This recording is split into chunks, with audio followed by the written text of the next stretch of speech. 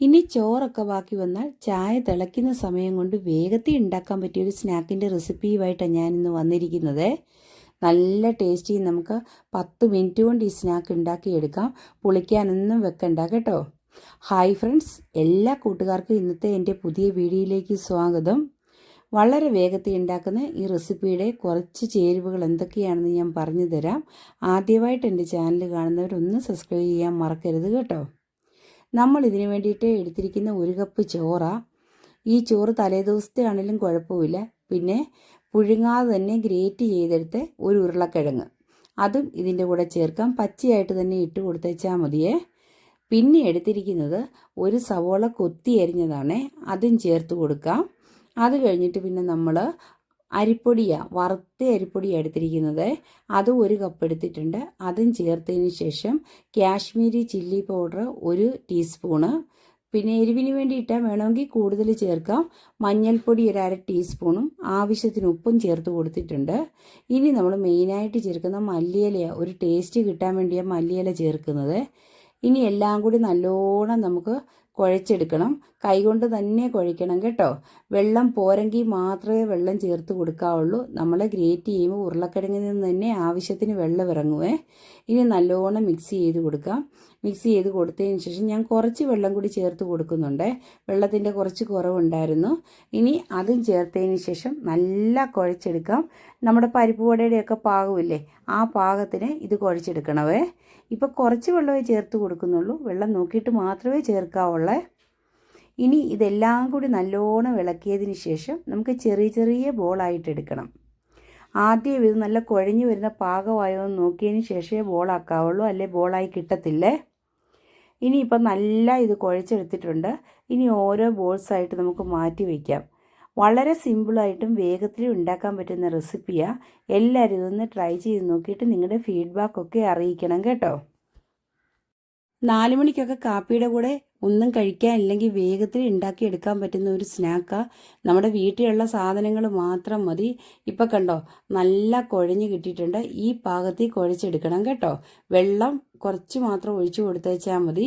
അധികമായി കഴിഞ്ഞാൽ ഇതുപോലെ നമുക്ക് ഉരുട്ടിയെടുക്കാൻ പറ്റുകയില്ല. ഇനി ഈ ബോൾസ് എല്ലാം ഉരുട്ടി നമുക്കൊരു പ്ലേറ്റിലേക്ക് മാറ്റാം. അതിനുശേഷം വറുത്തെടുത്തേച്ചാൽ മതിയേ. ഇനി ഇതിൻ്റെ പുറത്ത് കോട്ടിങ്ങോ അങ്ങനെയുള്ള ഒന്നുമില്ല, മുട്ടയൊന്നും നമ്മളിത് ചേർക്കുന്നുമില്ല കേട്ടോ. വീട്ടിലുള്ള ചേരുവകൾ വെച്ചിട്ട് വേഗത്തിൽ ഉണ്ടാക്കിയെടുക്കാൻ പറ്റിയ ഒരുപാട് സ്നാക്കിൻ്റെ റെസിപ്പികൾ ഞാൻ അപ്ലോഡ് ചെയ്തിട്ടുണ്ട്. സമയം കിട്ടുമ്പോൾ കൂട്ടുകാരൊക്കെ പോയി ഒന്ന് കാണണേ. ഇങ്ങനെ ഉരുട്ടിയ ബോൾസ് എല്ലാം ഞാൻ മാറ്റി വയ്ക്കുന്നുണ്ട്. ആ സമയത്ത് കുറച്ച് എണ്ണ വെച്ചിട്ടുണ്ട് ചൂടാകാൻ വേണ്ടിയിട്ട്. ഓയിൽ ചൂടായി വന്നിട്ടുണ്ട്. ഇനി ഇതെല്ലാം നമുക്ക് ഫ്രൈ ആക്കി എടുക്കാം. നിങ്ങൾക്ക് ഈ വീഡിയോ ഇഷ്ടപ്പെടുവാണെങ്കിൽ എൻ്റെ ചാനൽ ഒന്നുകൂടി പറയാം, സബ്സ്ക്രൈബ് ചെയ്യാത്തവരുണ്ട് ഒന്ന് സബ്സ്ക്രൈബ് ചെയ്യണേ. അതുപോലെ അതിൻ്റെ അടുത്ത ബെല്ലൈക്കൺ ഒന്ന് എനേബിൾ ആക്കുവാണെങ്കിൽ ഞാനിടുന്ന എല്ലാ വീഡിയോസിൻ്റെയും നോട്ടിഫിക്കേഷൻ നിങ്ങൾക്ക് ലഭിക്കുവേ. ഈ സ്നാക്ക് ഞാൻ മല്ലിയില ചേർത്തായിരുന്നു. ചിലവർക്കൊന്നും മല്ലിയിലയുടെ ടേസ്റ്റ് ഇഷ്ടമല്ലല്ലോ, അപ്പോൾ അത് ഓപ്ഷനിൽ അത് മാറ്റിയിട്ട് കറിവേപ്പില ചേർത്ത് കൊടുത്തേച്ചാൽ മതി. ചെറുതായിട്ട് അരിഞ്ഞിട്ട്, കറിവേപ്പിലയുടെ ടേസ്റ്റ് ആണെങ്കിലും നല്ലതല്ലേ. ഇപ്പോൾ നമ്മുടെ സ്നാക്ക് എല്ലാം റെഡി ആയിട്ടുണ്ട്. ഇനി നമുക്കൊന്ന് ഫ്രൈ ആക്കി എടുക്കാം. ചെറിയ തീയിലിട്ട് ആദ്യം ഒന്ന് ഫ്രൈ ആക്കണം. ആകെ നല്ല വെന്ത് കിട്ടാൻ വേണ്ടിയാണ് നമ്മൾ സവോളയും ഇതിനകത്ത് കിഴങ്ങും ഒക്കെ പച്ചയായിട്ട് തന്നെയല്ലേ ചേർത്തിരിക്കുന്നത്. അതൊന്ന് വെന്ത് വരണം. അതുകൊണ്ട് ഹൈ ഫ്ലെയിമിലിട്ട് ഇത് വേവിക്കരുത്. ഇനിയിപ്പം ഇതെല്ലാം എണ്ണയിലിട്ട് നമുക്ക് വറുത്ത് കോരാം. ഒന്നും ഒട്ടിപ്പിടിക്കത്തില്ല കേട്ടോ. കൂട്ടുകാരൊക്കെ പരിപ്പ് വട ഉണ്ടാക്കുന്ന സമയത്ത് ഈ സ്നാക്ക് ഒന്ന് ട്രൈ ചെയ്ത് നോക്കണേ. നമ്മൾ പരിപ്പ് കുതിർത്തി അരയ്ക്കുന്ന ആ സമയം പോലും വേണ്ട, അതേ ടേസ്റ്റ് ഏകദേശമേ. പരിപ്പില്ലെന്ന് മാത്രമേ ഉള്ളൂ. ഇപ്പം ഞാൻ തിരിച്ചും മറിച്ച് വിട്ട് കൊടുക്കുന്നുണ്ട്. 2 സൈഡും ഒരുപോലെ തന്നെ മൂത്ത് കിട്ടണം. അതിന് വേണ്ടിയിട്ടാണ്. നല്ല ഗോൾഡൻ ബ്രൗൺ ആകുമ്പോൾ വേണം നമുക്കിത് വാങ്ങാൻ. ഇപ്പം ഒരു സൈഡ് കംപ്ലീറ്റ് മൂത്തിട്ടുണ്ട്. ഇപ്പം മറിച്ചിട്ട് മറ്റേ സൈഡ് മൂത്ത് വന്നിട്ടുണ്ട്. ഇനി നമുക്കിതൊരു പ്ലേറ്റിലേക്ക് മാറ്റാം. അരിപ്പൊടി എടുക്കുമ്പോഴത്തേക്ക് വറുത്തത് തന്നെ എടുക്കണം. പച്ച അരിപ്പൊടിയാണെങ്കിൽ സ്നാക്ക് പൊടിഞ്ഞു പോവേ. വറുത്ത അരിപ്പൊടി ചേർത്തത് കൊണ്ടാണ് നമുക്ക് ഇത്ര പെർഫെക്റ്റ് ആയിട്ട് കിട്ടിയിരിക്കുന്നത്. ഇനി ഞാനൊരു സെർവിങ് പ്ലേറ്റിലേക്ക് മാറ്റുന്നുണ്ട്. ഈ സമയത്ത് വേണമെങ്കിൽ ഒരു ടിഷ്യൂ വെച്ച് കൊടുക്കാം കേട്ടോ. കാണാൻ നല്ല കളറായിട്ട് തന്നെ കിട്ടിയിട്ടുണ്ട് കേട്ടോ. ഇനി ബാക്കിയിരിക്കുന്നത് ഇതുപോലെ തന്നെ ഉണ്ടാക്കിയെടുക്കാം. നമ്മളിവിടെ ഉണ്ടാക്കിയെടുത്തിരിക്കുന്ന 25 ബോളാണേ.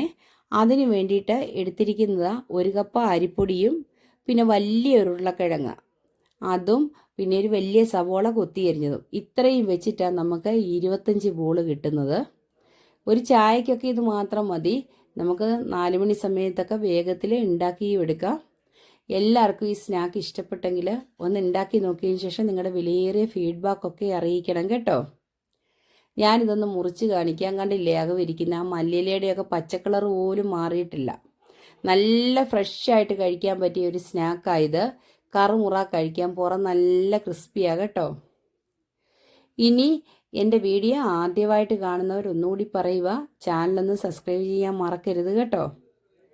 ഞാൻ ഇനി വെറൈറ്റി ആയിട്ട് വേറൊരു വീഡിയോയുമായിട്ട് വരുന്നതായിരിക്കും. നെക്സ്റ്റ് വീഡിയോയിൽ കാണുന്നത് വരെ ഓക്കെ ബൈ.